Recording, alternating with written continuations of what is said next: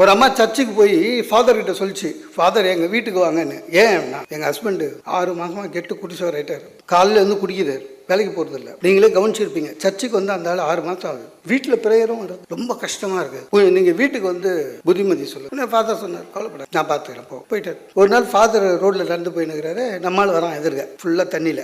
Father ஒரு சந்தேகம், என்னன்னு, இந்த முட்டி வலி எதுக்கு வருது? ஃபாதருக்கு அடாடா, இவனுக்கு ஏற்கனவே புத்திமதி சொல்லணும்னு நம்ம வெயிட் பண்ணினுக்கிறோம், இவனை வந்து மாட்டுறான் அப்படின்ட்டு புத்திமதி சொல்லிடலாம் அப்படின்ட்டு. முட்டி வலியா? ஆமாம். உடனே அவரு, முட்டி வலி ஏன் வருது தெரியுமா?